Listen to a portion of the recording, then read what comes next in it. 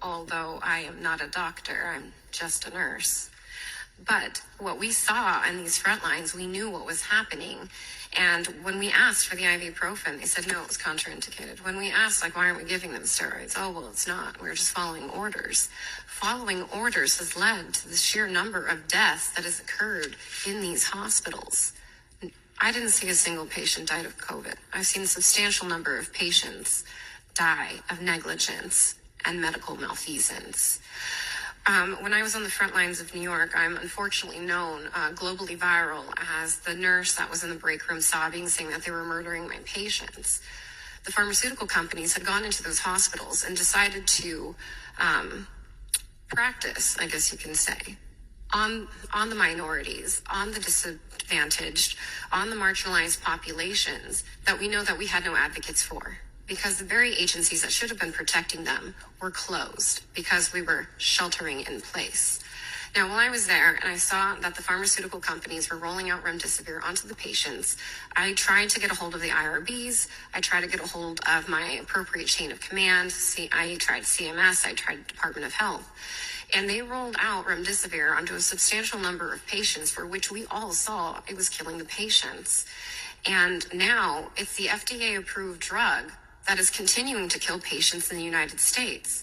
As nurses, we've collected a statistical or descriptive amount of information that you may not get from the doctors, because for more they do quantitative data, we do qualitative data with a humanistic, phenomenological approach in nursing research.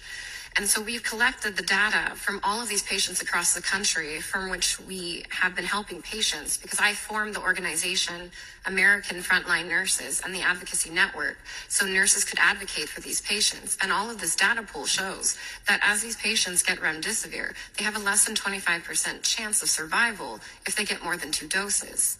Now they're rolling it out on children as well and into the nursing homes or skilled nursing facilities as early intervention, when, as Dr. Pierre Corey and Dr. Merrick have already demonstrated, that there are cost-effective medications out there, and we are going to see the amplification of death across our country. And we haven't even touched on the vaccines, for which all of our expert panels have already very well describe that situation, so I won't touch on that, since many of them are by far superior to me than even I could ever hope to be. But I can tell you that 2 days ago, I flew out my first 10-year-old with a heart attack, and I had to fight the doctor in the ER because he's like, 10-year-olds don't have heart attacks.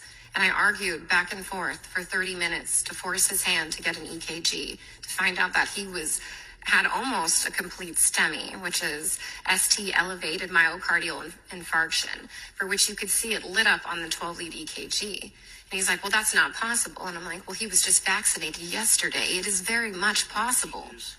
At any given time, people are getting a hold of me and the nurse advocates at American Frontline Nurses to help advocate, because as you've seen, there is victim shaming that it's anxiety. Oh, it's this.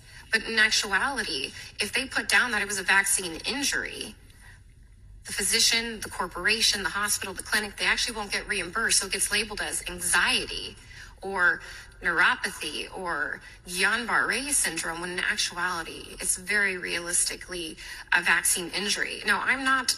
Even though I founded American Frontline Nurses, I've traveled extensively to South America, India, and South Africa, working in hot zones, stopping the spread of the virus, and working with early intervention. And nowhere in those countries, in developing nations, do I see these issues that we see here in the United States. It's actually, I'm a very proud American citizen. I come from a family of immigrants, and my mother told me that the United States is the best country in the world, though granted I am biased being an American.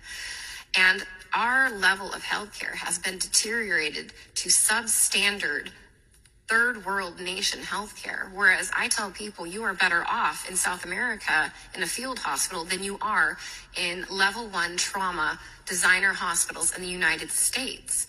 As nurses, we are getting reports across the country from our American Frontline Nurses about patients not getting food, patients not getting water. How come a patient hasn't been fed in 9 days? Why do I need to get a court order to force a hospital to feed a person who isn't intubated and who's literally telling you they would like food?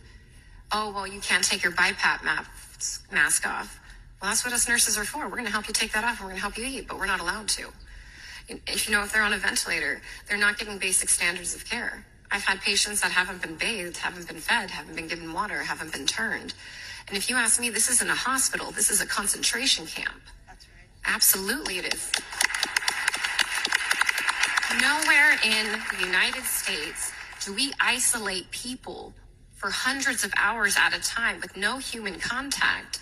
It's not even allowed in the prisons. You are not allowed to isolate a prisoner for beyond a certain sensitive amount of time because it is horrible for their mental health and is considered inhumane. However, in these hospitals now, we're allowed to isolate patients from their families for days, and you have to say goodbye to them over an iPhone, as Jennifer Bridges has just demonstrated to us, or she has to shuttle people in to see.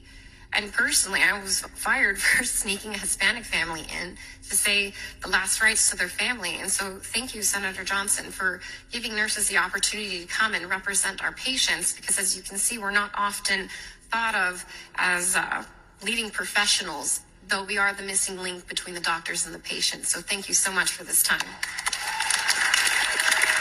Okay.